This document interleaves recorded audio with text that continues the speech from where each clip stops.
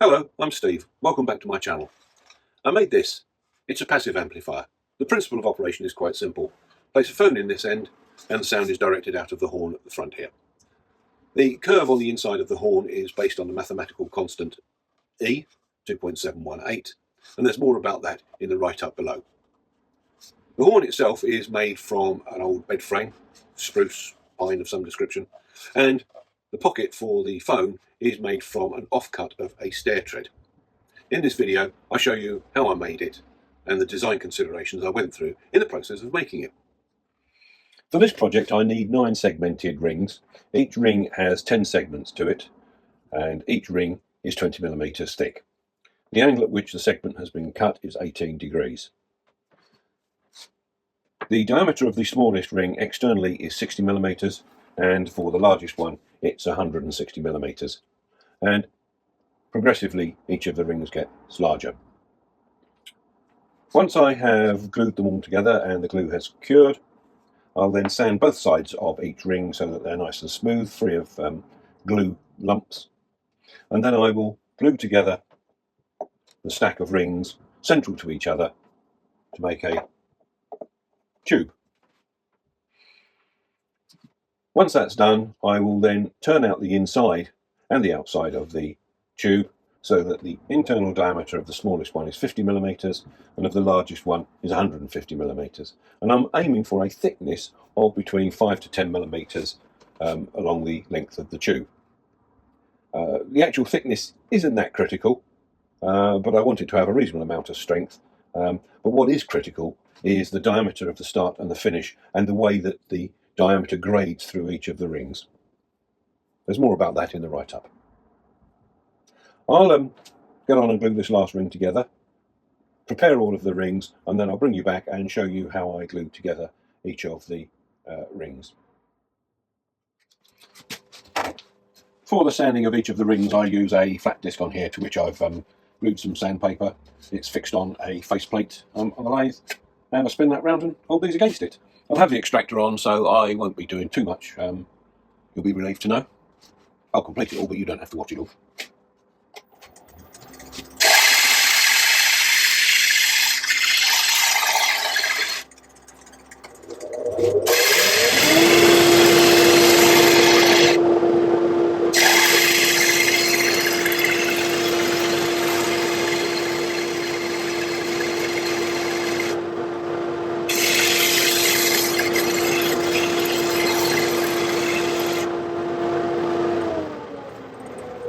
Well, that's far too much excitement for you, so I shall do the rest all on my own. Catch you soon.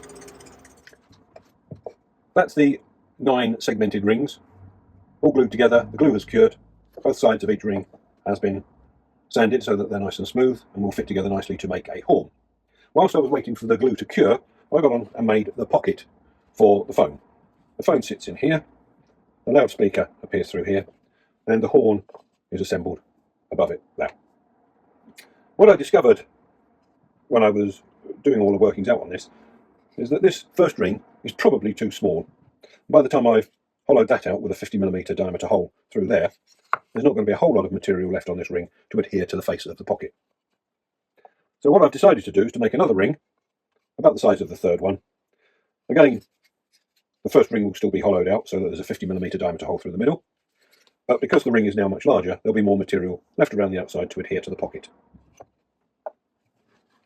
I had originally intended to make this pocket circular, but decided against that because when it's all assembled, the horn itself will be circular. And if this was circular, it would just be a tube that could roll around on the surface. So I decided that just to make this base square, that would hold it stable and it would do the job. It perhaps doesn't look as elegant as it being circular with some other means of stabilisation, but if I don't like the end product, I can always part the horn off and redesign the pocket and put it back on. Well, I need to get on with the process of making another ring and then assembling the horn. And when I'm ready to assemble the horn, I'll come back and show you how I did it.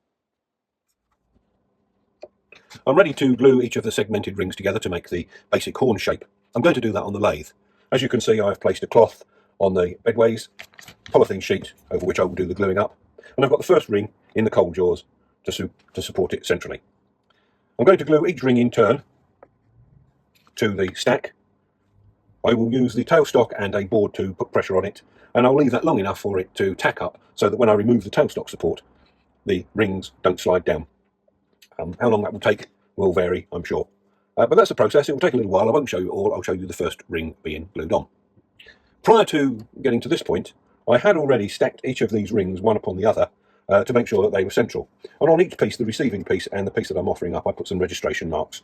I marked it up on that side, and I marked a flat on this side, and another registration mark around here. So on each ring, I've got registration marks to help me make sure this is central. And the reason I did that was it's much easier to work out where centre is for each of these without glue being all over the place. So that's the reason I did it. I'm sure there are other ways of doing it. This is the way I decided to do this one. So I'll press on and start gluing up. Right, I'm ready to glue up. I will put the glue on the receive ring first. I roughly know where I need to put that. I don't want too much glue on there, but enough to make it all stick nicely. I'm using a Type 1 glue. Can't remember which one it is. It's in the blue container. I'll tell you once I've got this going.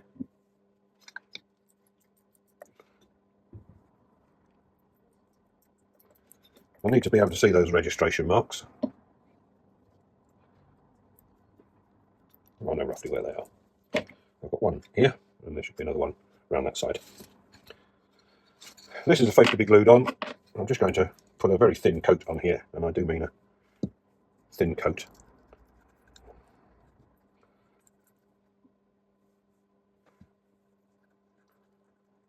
Now I usually leave it a few minutes for it to tack up, but in this particular case I'm just going to press ahead and put it in place. I'll move it around a bit to make sure that the glue is nicely, and you can see that that's drifting already, and that's why I would normally leave this probably 5 minutes between putting the glue on and then gluing it in place. So that's the process. I'll show you when I brought the tailstock up and put the support in place. But that's basically the process, and I do that for all 9 rings. Well, that's the setup. It's not quite how I do it normally, and I will adjust that shortly. First ring's in the cold jaws. Second ring is glued on. Registration marks are pretty well match lined up. But the error that I've made is that I normally put a live centre in here so that I can move the cold jaws around and just check that the alignment is still right. But I forgot to do that.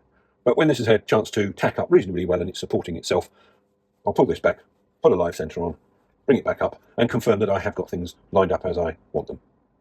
Well, that's the process, and I shall do that for the rest of the rings until I get to the very last one. Okay, I'll come back to you when I have finished gluing this stack of rings. Well, as you can see, I have 8 rings glued together to make the horn, and the 9th ring will go on later, which I'll explain. I've already done some turning of the horn, as you can see here, but I didn't have the camera on for some reason or other. What I have discovered, though, is that these last 3 rings don't appear to be centrally aligned to the other 5.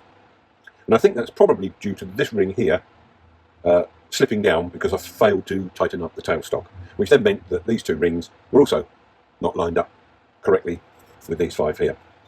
So what I intend to do is to continue to turn this down to a nice smooth finish here, turn the inside and confirm that I have enough material to make a strong horn before I glue on the 9th ring.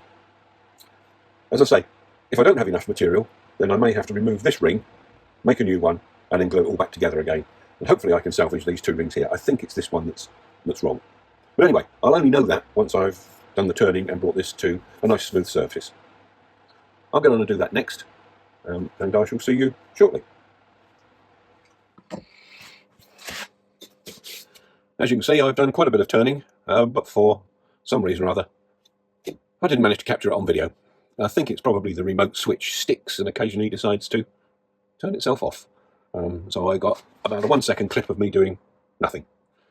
Anyway, that's turned down. I'm just checking out the shape, size of this, and then determining how best to hold this in the chuck and turn this piece to round.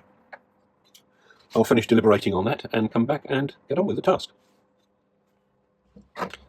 Well, I've had a little think about this, and I think what I'm going to do is where this purple line is, I'm going to turn a small groove or possibly a bead just here so that I can clamp it in these jaws here on this edge.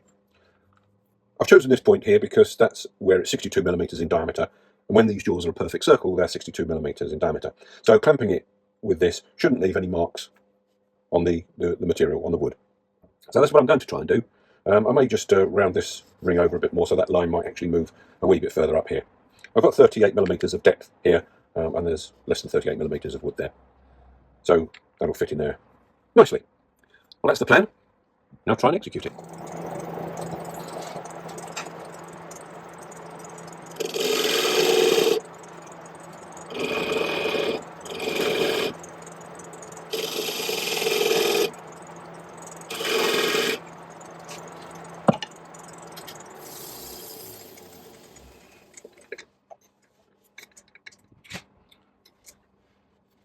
Well, that's that done. It's not very deep. I don't need it to be. It's not very deep. I don't need it to be any deeper than that. Now to test out whether or not the chuck fits nicely. Well, the chuck's gone in there nicely. I used a tool in my, I don't know what do you call it, in my tailstock to make sure it was all lined centrally, and it went on there nicely. I can now extract it from there and put the chuck onto the headstock and start turning. So I've taken the piece of work off of the cold jaws. I'm just going to remove this thing, this tool that is very useful, that I don't use very often, but it is very useful for doing what I've just done. Okay, I shall take the cold jaws off, put this chuck on the headstock and get turning. Anyone for tennis? Wouldn't that be nice? Right, horn mounted in chuck as described previously. I'm not going to play tennis. I'm going to put the ball inside the cone, bring up the tailstock, advance the quill, and that will give me some stability of this piece for when I'm turning. Let's do some turning.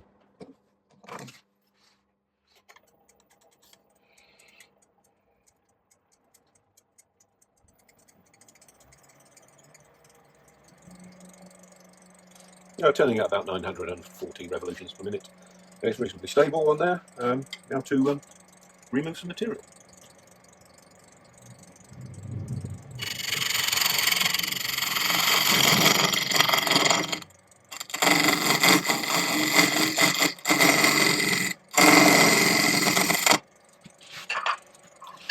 As you can see, I'm using a carbide tool today, and that's because the glue gets cut much nicer with this hard tool rather than me dulling my gouges.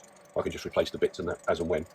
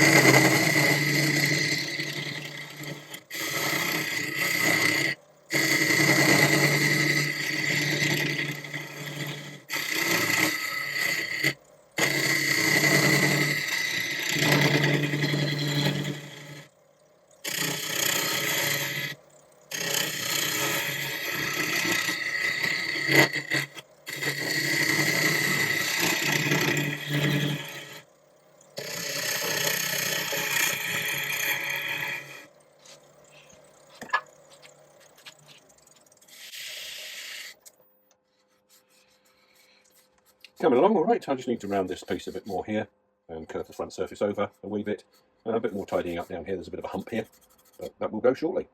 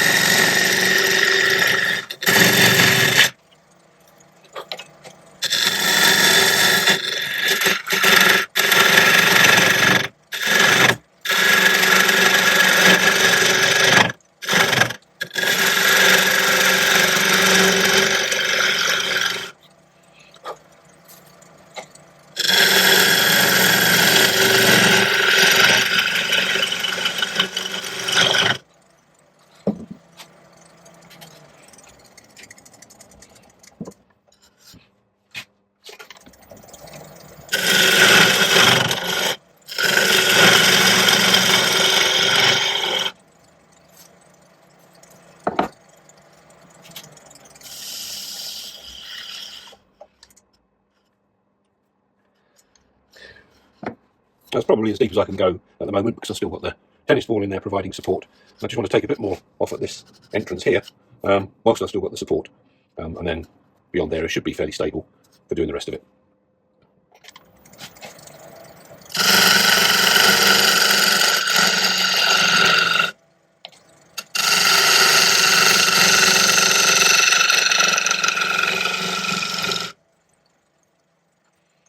I'm looking to see what I'm cutting over on this side here. I can't see anything here.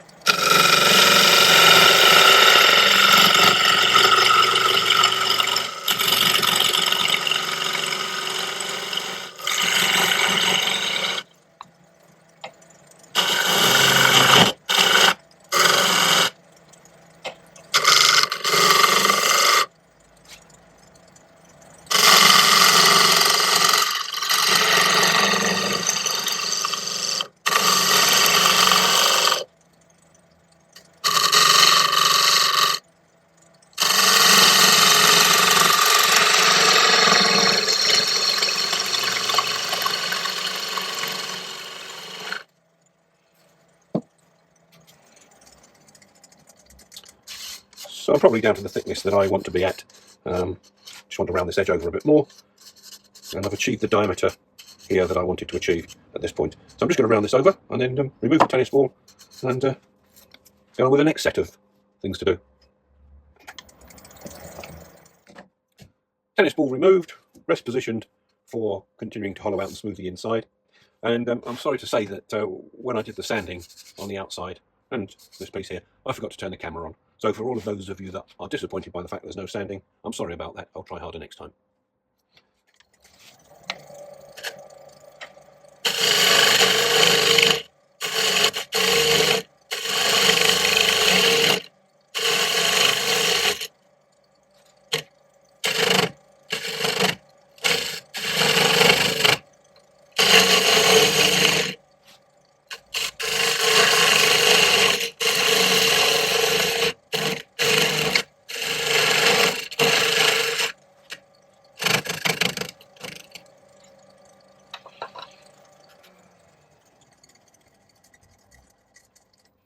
Well, it's difficult to see what's going on in there for me, so it must be almost impossible for you.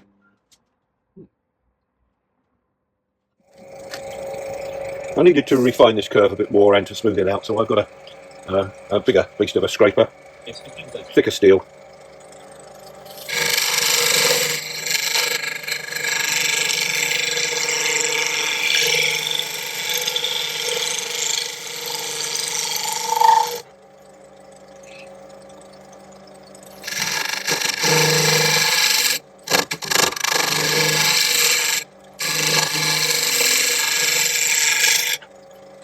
That's certainly better with that extra weight, length and rigidity.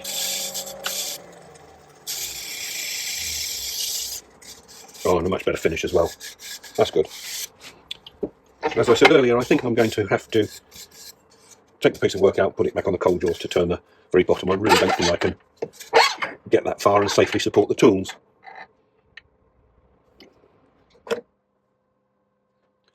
I've finished turning the horn, both inside and both inside and out have been sanded. I've now got to fix the horn to the first ring. But there's a bit of a downside. This ring, as you can see, is quite thin, and that was because the bottom three rings of the horn were not quite central. So by the time I turned it to the required internal diameter, it left me with a very thin wall here. So what I'm going to do is I'm going to turn a small mortise on this piece here, about 4mm deep, so that it fits over here snugly, and it will be glued on this surface and the sides. Now this ring is actually about 4mm deeper than required, so by the time the whole thing's assembled, I'll end up with the correct dimensions, or near enough correct dimensions that I had intended to start with. So I'll get set up and we'll turn the mortise in here, and then I'll do the gluing and move on to the next stage. I'll be back in a moment.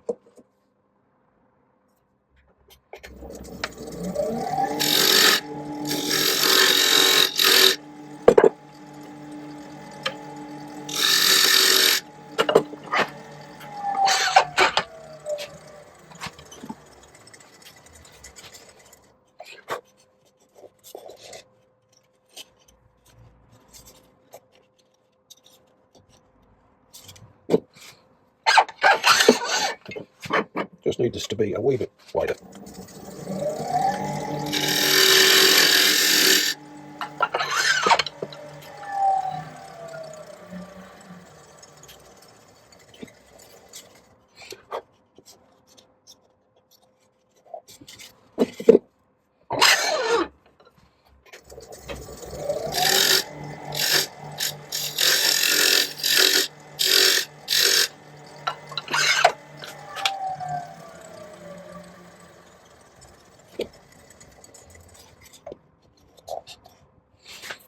There you are.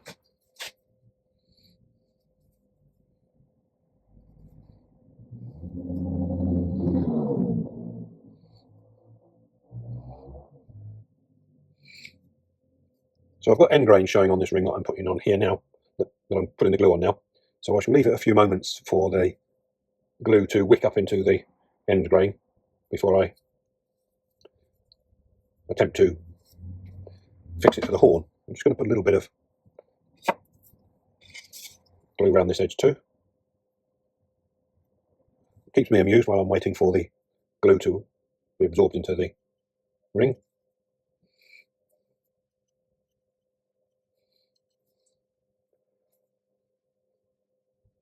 Not the most exciting task to watch or to even do, but it makes you slow down and concentrate. And I'll speed this piece of video up anyway.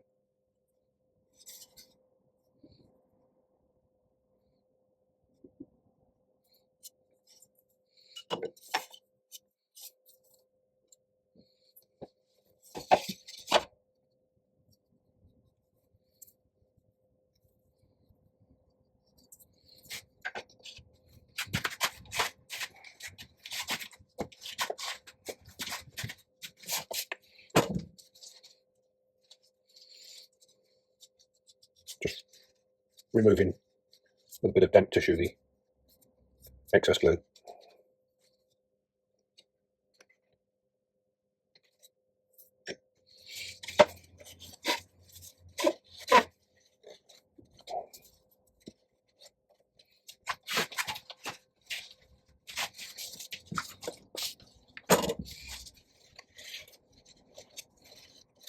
I said earlier in the video I'd say what glue this is. It's Type Bond 2.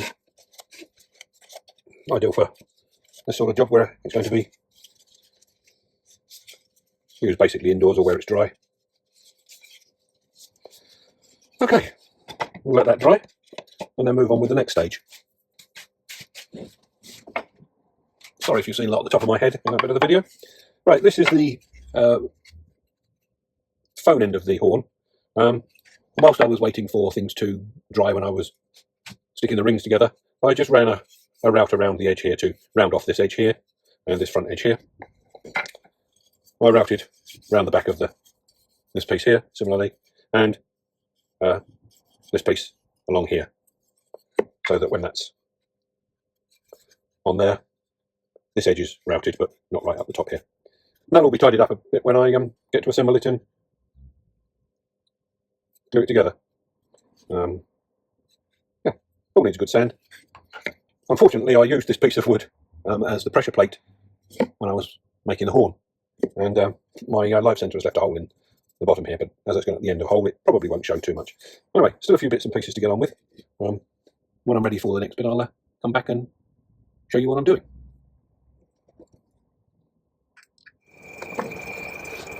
I decided on this first ring that I would do a bit more shaping to it, and I'm cutting a scotia into it. Tennis balls there to stabilise the thing. I can't turn very fast because I've got the cold drills on, so I'm just doing just under 600 revolutions per minute.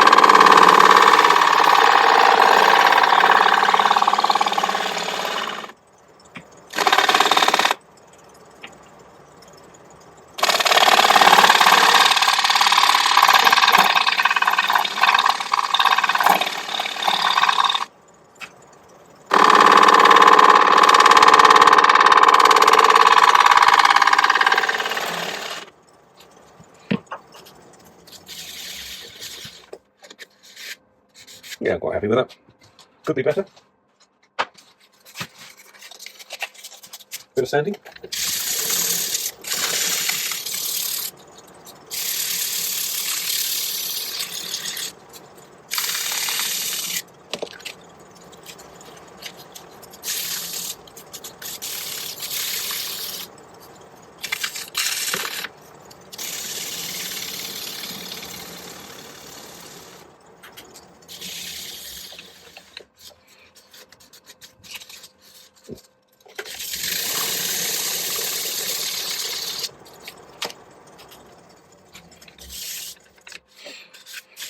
Right, I'm going to put some sanding sealer on this, and I'll come back when I've done that for the final assembly.